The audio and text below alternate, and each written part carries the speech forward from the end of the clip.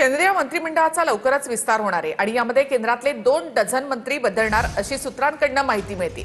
धर्मेंद्र प्रधान यांना पुन्हा मंत्रिमंडळामध्ये संधी मिळणार तर शिंदेना केंद्रात आणखी एक मंत्रिपदाची अपेक्षा असल्याची माहिती सूत्रांकडून मिळते।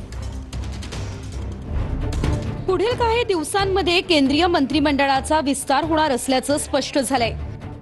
या मंत्रिमंडळात केंद्रातील तब्बल 2 डझन म्हणजे 24 मंत्री बदलले जाणार आहे। यामध्ये काही मंत्र्यांची खातीही बदलली जाणार असल्याचं कळतंय।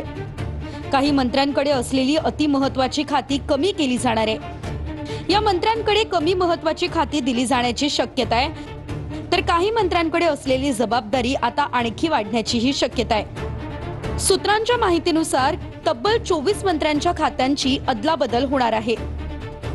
केंद्रात आणखी एक कॅबिनेट मंत्रिपद मिळावं अशी शिंदेंना अपेक्षा आहे।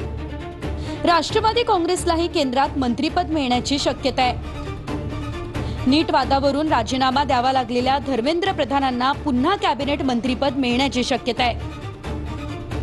पेट्रोलियम मंत्री हरदीप पुरी यांचं मंत्रिपद जाण्याची शक्यता आहे, तर पियुष गोयल यांचं खातं कायम राहण्याचीही शक्यता आहे।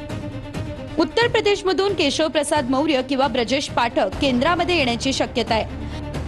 अनुराग ठाकूर यांना केंद्रीय मंत्रिमंडळात पुन्हा संधी मिळण्याची शक्यता आहे। चिराग पासवान यांना केंद्रीय अन्न प्रक्रिया उद्योग मंत्रालयापेक्षा मोठ्या खात्याची अपेक्षा आहे, तर तमिळनाडूतून द्रमुकला मोठं कॅबिनेट मंत्रिपद मिळण्याचा अंदाज आहे। तर नव्या कॅबिनेटमध्ये महिलांची संख्याही वाढण्याची शक्यता आहे।